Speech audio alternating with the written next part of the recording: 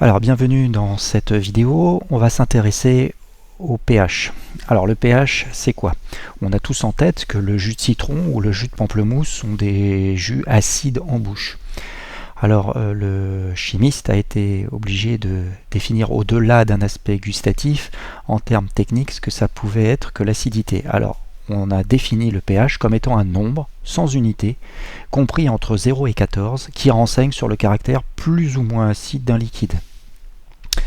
Alors en ce qui concerne le pH, eh bien en fait il est présent dans notre environnement quotidien, que ce soit dans la conservation des aliments, que ce soit au niveau des eaux de piscine. Évidemment quand on rentre dans l'eau de la piscine, on n'a pas envie qu'elle soit ni trop peu acide ni trop acide, parce qu'à ce moment-là il y aurait des désagréments pour la peau. Dans un registre assez proche, en ce qui concerne les aquariums et les poissons, il n'est pas question d'avoir un pH qui soit au-delà de certaines valeurs, sinon les poissons sont en souffrance et voire éventuellement peuvent mourir. En ce qui concerne l'agriculture, le pH est aussi important, le pH du sol, parce qu'il détermine ce que l'on peut cultiver dans un sol. N'importe quel type de végétal ne peut pas se développer correctement dans n'importe quel type de sol. Et en ce qui concerne évidemment tous les shampoings et cosmétiques que l'on est amené à placer sur sa peau, il faut respecter le pH naturel de la peau sous peine de problème. Alors il est nécessaire de connaître le pH de certaines substances, et pour ça, eh bien, en fait, on a besoin de le mesurer. Alors on a à notre disposition deux outils, le papier pH et le pH mètre. On va regarder un petit peu le papier pH dans le détail. C'est un ruban de papier sur lequel on va venir déposer quelques gouttes de liquide, et ce papier va changer de couleur en fonction du pH. Ainsi, si on regarde dans la zone par exemple proche de 1, on s'aperçoit que le papier sera plutôt de couleur rouge.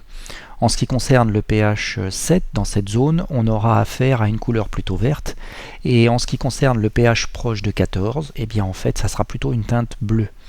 Alors ça peut poser des problèmes, parce que lorsqu'on fait une lecture sur du papier pH, on est obligé d'interpréter des couleurs, de comparer la couleur obtenue sur le papier avec celle qui est présente sur le couvercle, et il faut en fait essayer d'être le plus précis possible, et quelquefois c'est pas toujours évident de distinguer des teintes.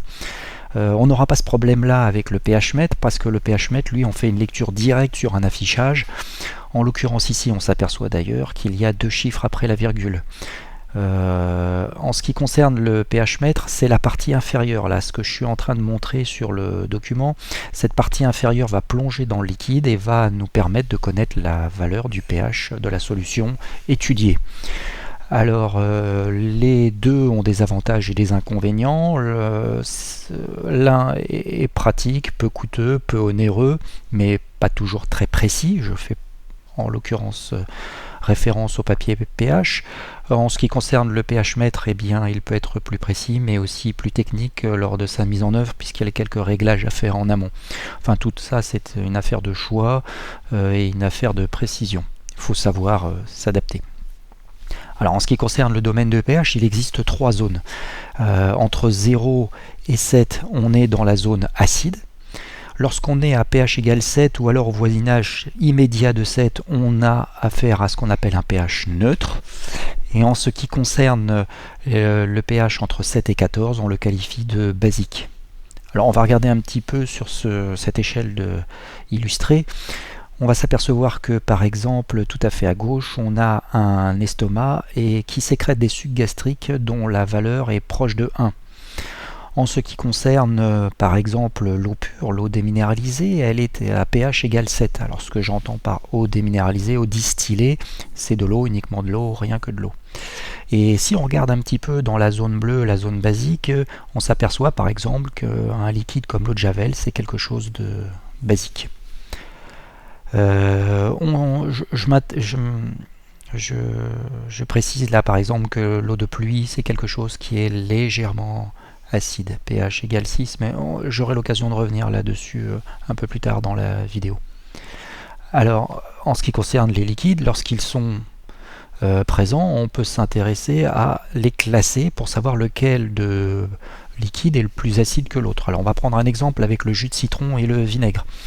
On va placer ces valeurs sur l'axe des pH. L'un c'est à 2,1, l'autre à 2,8. Celui qui sera le plus proche de 0 sera le liquide le plus acide parce que, de manière générale, plus on est proche de 0 et plus on est acide. A l'inverse, dans la zone bleue, plus on sera proche de 14 et plus le liquide sera qualifié de basique. Donc, en conclusion, en ce qui concerne le jus de citron et le vinaigre, le plus acide des deux, c'est celui qui possède le pH le plus bas, donc 2,1, à savoir le jus de citron.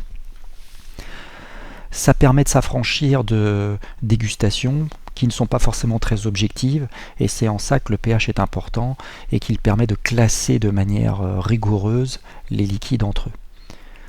Alors le pH, ça vient d'où? C'est dû à quoi? C'est dû à la présence, ou plus exactement à la proportion en ions hydrogène et hydroxyde à l'intérieur d'un liquide.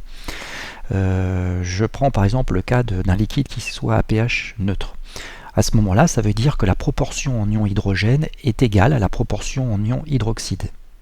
Mais si on a par exemple un excès d'ions hydrogène, par exemple ici dans la zone rouge, cet excès d'ions hydrogène va provoquer l'apparition d'un liquide acide. A l'inverse, si on se place dans la zone bleue, eh bien ici c'est un excès d'ions hydroxyde qui explique que le liquide est basique. Ça veut donc dire qu'en fait l'appartenance d'un liquide à l'une des trois familles se fait en fonction de la proportion des ions de l'un par rapport à l'autre, et c'est ce qui va permettre de classer les liquides. Alors en ce qui concerne les solutions acides et basiques, on va être amené à les manipuler et ça va devoir se faire avec certaines précautions. La première des précautions à prendre, c'est de lire l'étiquette pour s'informer, c'est-à-dire prendre connaissance d'un éventuel risque ou danger. Alors ça, en chimie, ça se caractérise par des petits pictogrammes que l'on trouve sur des étiquettes. Ici, c'est de l'acide chlorhydrique. C'est des petits pictogrammes, ici, entourés de rouge. Alors, on va regarder un peu dans le détail certains de ces pictogrammes. Ce sont des pictogrammes qui vont nous renseigner sur les risques encourus lors de manipulation. Alors il en existe de plusieurs catégories. Si on regarde par exemple une tête de mort croisée, avec deux fémurs croisés, ça désigne des substances qui sont toxiques au sens de mortelles. Mortelles par exemple par inhalation ou ingestion. On rencontrera aussi ce deuxième pictogramme, le point d'exclamation. Alors là, on peut avoir affaire à des substances irritantes. Par exemple, vous ouvrez un flacon d'acide, il y a des vapeurs d'acide qui sortent, et ça peut être irritant et désagréable au niveau des voies respiratoires et provoquer des désagréments. En ce qui concerne ces liquides, acides ou basiques, eh bien en fait on retrouvera à chaque fois ce pictogramme de sécurité parce que ce sont des liquides corrosifs au sens où ils sont comment dirais-je, agressifs, ils rongent et peuvent provoquer des brûlures. Alors, manipuler doit se faire donc sous certaines protections, avec certaines protections, protection du corps, la blouse, des mains, des gants et des lunettes pour protéger les yeux. Bon, je rappelle que les yeux c'est quand même quelque chose de très précieux et mettre des lunettes lorsque l'on fait des TP, c'est un petit peu comme mettre une ceinture de sécurité dans une voiture, ça doit devenir maintenant un acte réflexe. Si jamais, malgré ces précautions, on se retrouve en contact avec un acide ou une base, alors là, il ne faut pas paniquer, rincer abondamment la zone qui a été en contact avec ces produits, la lessiver sous l'eau du robinet par exemple, pendant une dizaine de minutes, puis éventuellement aller aux urgences. Mais ça se fait dans un deuxième temps. La première des choses à faire, c'est rincer, laver abondamment à l'eau.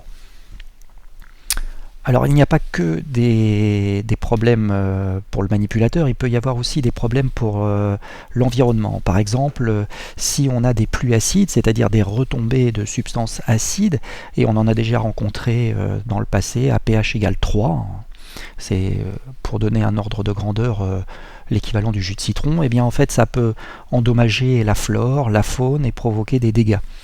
Ça peut aussi engendrer des problèmes au niveau du patrimoine architectural. Là, par exemple, sur le document de droite, vous avez une tête sculptée qui était présente sur un monument à base de calcaire. Or, le calcaire est attaqué par les acides, il est rongé et dégradé. Et on s'aperçoit qu'il y a beaucoup moins de détails visibles et la tête sculptée ayant été érodée, c'est-à-dire dégradée par des pluies acides.